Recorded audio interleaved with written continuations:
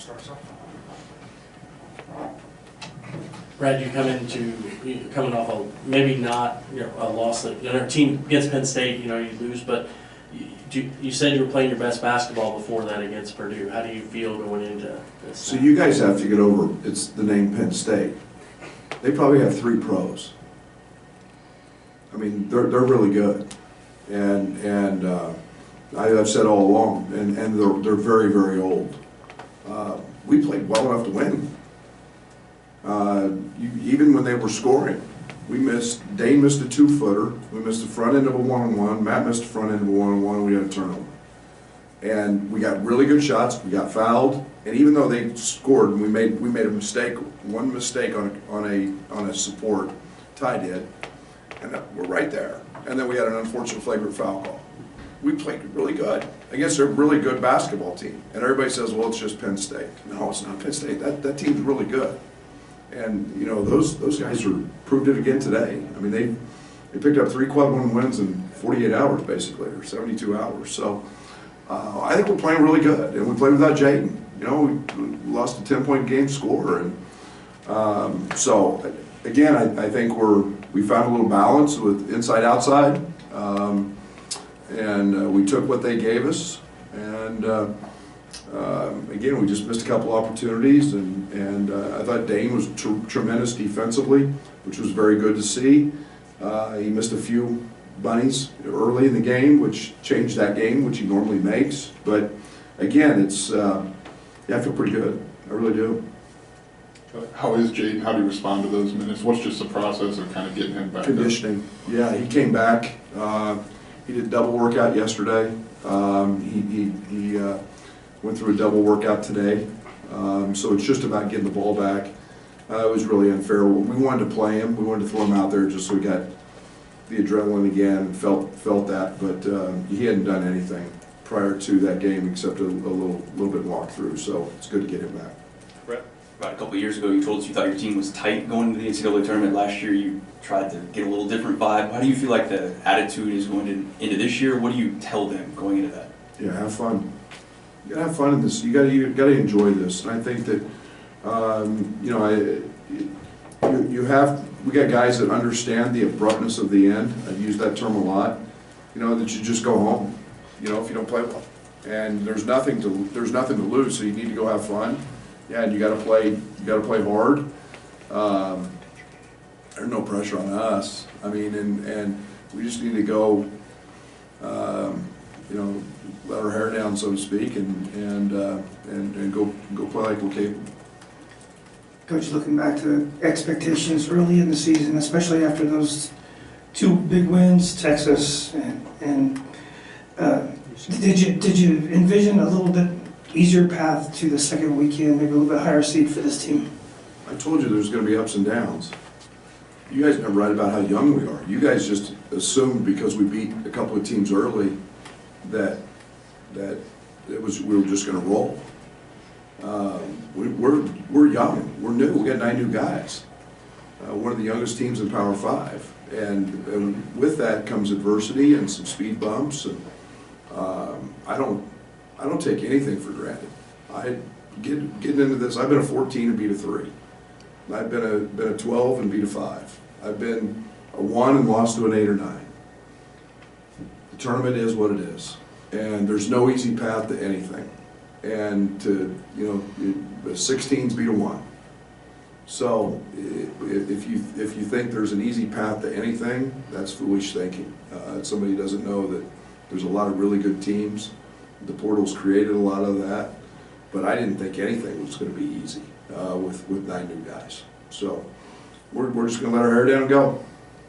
Scott? I mean, is that approach, have fun, let your hair down, go, is that easier said than done though when it is the NCAA tournament and there's one game maybe guaranteed? How else would you want to do it? These guys, we got some guys who know. I mean, what do you want them to do?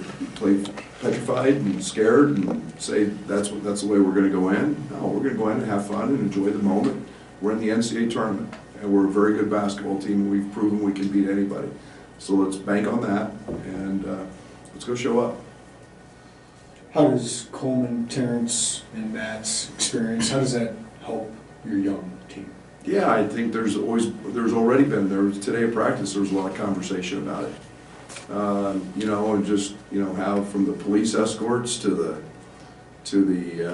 you know, the extra media attention to, you know, everything that goes on with it. And yeah, you gotta, you know, you still gotta find your piece and go play. And those guys were talking about that, and I thought, you know, Coleman stated it well. It's just, you know, let's not forget the details, but let's go have fun and enjoy the moment. When you have so much newness and youth this year, I mean, does that change your approach versus the last couple years? You've had guys who've just been around and through it before, if that makes sense. Yeah, but it was different. The first year we were, I mean, minus the COVID year, the first year we had nobody who understood what it was like when it ended. You know, Tyler was the only guy in that locker room that understood, you know, what happens when you don't play well.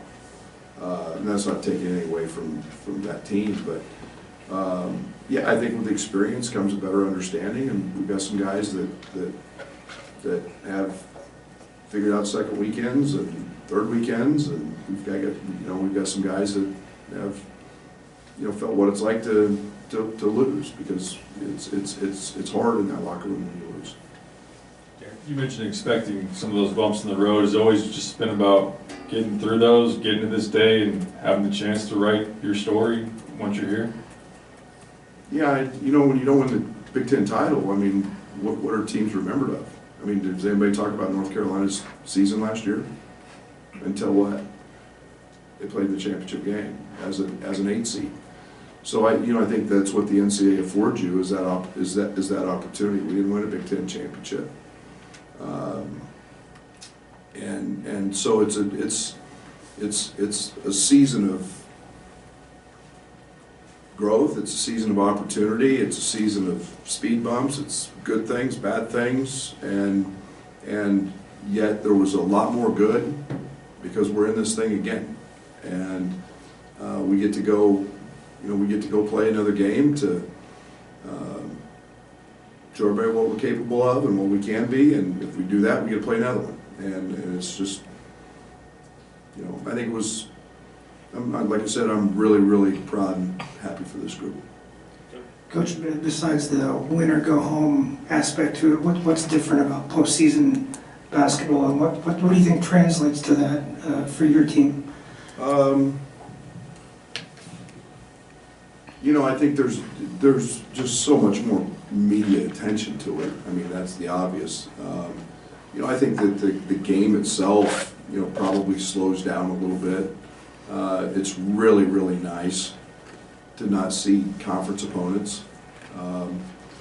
You know, so there's a freshness to, you know, I'm pretty excited to go watch them on tape. Just, you know, and I'm not watching, you know, Penn State or Purdue or Indiana or somebody else. You know, you're excited to go do that and see what they're doing and what they're about. And we get so familiar with everything in this league. So that part's different, and you know, you got to be dialed in the scouting report. Like Coleman has said many times, it's a lot of times about the details, and that's, you get a lot of very close games, and you get a lot of crazy things happen in the NCAA tournament, and you got to be prepared for all of them. Before you guys left for Chicago, it was Coleman and Terrence that we got, you know, in Ubben, and they both said we haven't played our best 40-minute game yet. Is there something exciting or liberating about the idea of, you see them every day, that they haven't really played to their full potential yet?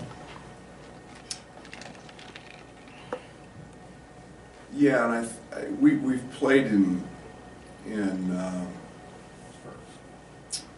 great spurts, and we've had that spurtability, I guess. But I think the one thing that we've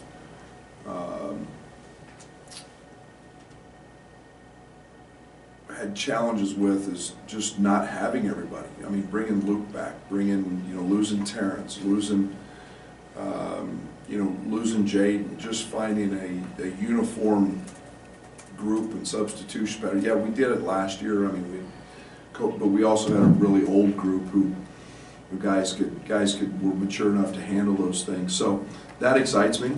I think that's been a little bit of challenge with this season is just, you know, getting everybody dialed in and finding out what their roles are and how they're gonna be, how they're gonna play that way. And so it's changed throughout, but, yeah, I do think our best basketball is in front of us. Brett, I want to ask you, because you took over a challenge when you got here, but I know you got your own season going on, but what have you made of what Shauna has done this year, as they hope to celebrate a bit too? How long's it been? 20. It's incredible. It's incredible. You know, and the portal affords you that luxury to get healthy and right. Maybe in a much quicker way than you used to. But to put that group together and to, you know, want to watch a coach and understand that there's toughness, there's grit, there's meaning to what they're doing, and to, you know, withstand an injury here late, that is quite a feat. You know, there's 20 years of not great basketball, and she's proven, and I think that it's been a tribute to Josh. I mean, we've got great facilities. Others are winning and have won, and Brett and in our program, I think that becomes contagious. So elated for them, and you know they're well on their way to continued success. This isn't a one-time deal. This is continued success. Brett, just a calendar question, if I could. The portal window, I guess, opens tomorrow. What do you think of the timeline of that as teams are preparing for the tournament, and then how do you guys just logistically go about approaching that? We haven't talked about it. The timing makes no sense, but it's, you know, I'm sure there'll be some kid out there that'll put his name in the portal and his team's probably playing. I don't know. I'm not a big fan of the portal, but it is what it is. So I'm giving it 2 seconds of thought, to be honest. Brett, you guys have shown ability to make threes at times. How much confidence do you have in your team making threes? In the tournament, especially if you got hot, you feel like, you know, that could be the difference for your team? Yeah, that's how we beat Texas. You know, when we've made shots, we've been really good. And you know, when we take good shots, good threes, we have a tendency to make them. And yet, I think we also have something very unique. We have 2 great isolation three-point players, you know, three-point shooters. You know, and Matt and TJ both can get a shot anytime they want from 3. They don't need much help. And so, you know, they get going. Not many people that have those guys, but again, we can't take isolation threes all night. We've got to take good threes, and when we get good threes, we've got the ability to make them. I guess this qualifies as a follow-up to that. How much maybe more are you going to need Matt, you know, in this stretch? Sure, Matt's an all-league player. You know, I mean, Matt's one of the most talented guys in the country, and you know, Matt's had 25 in a game in the NCAA tournament. He's definitely a guy that we need. He's a big cog to everything that we're trying to do. And you know, you don't go into the NCAA tournament and have your best players not play well. You know, we had that in the Loyola game. And if your best players don't play well, you usually go home. So we definitely need him to be good. Coach, there's always been kind of a narrative that the style of play in the Big Ten and the way games are called may not always translate to the NCAA tournament. Is there anything to that? Is there adjustment you have to go through playing an SEC team? Sure. There's no doubt there's an adjustment. I mean, you can go, you can go watch the Big 12 championship game yesterday. There wasn't a post player. There was no post player. There's nobody over. I mean, Kansas had 3 6-foot guys out there, and there are 6'1", 6'2" little guards, and then Jalen Wilson at the 5. That's very, very different. That's very more similar to Penn State, and which is very rare in our league. You know, the officiating is what it is. We're going to see guys that more than likely we haven't seen in a Big Ten game. But you have to adjust on the fly, and been around long enough that I've gotten to know most of these officials anyway and how they call games, so we'll be able to handle that. Jim in the way back.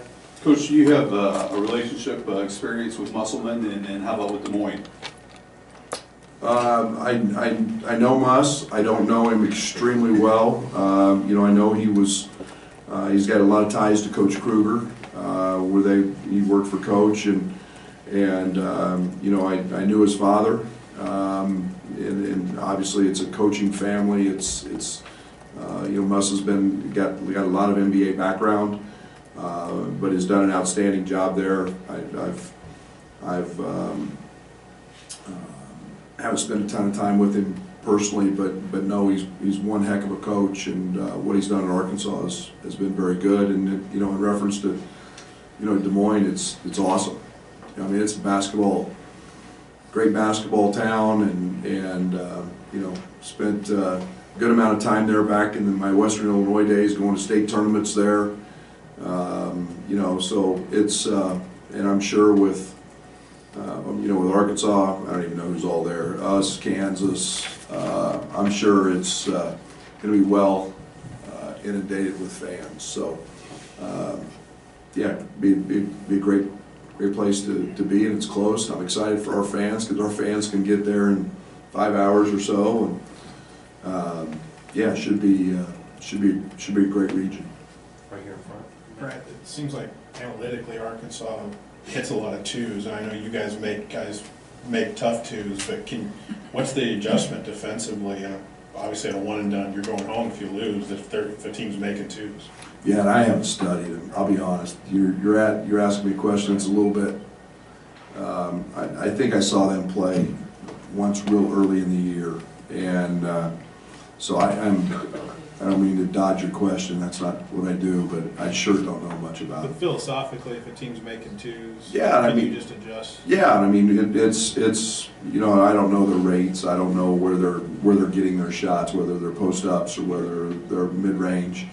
We try to make them shoot hard twos. That's been what we've done. So, but we'll have to we'll dive into that here tonight and have a game plan ready for practice in the morning. Anything else for Coach? All right.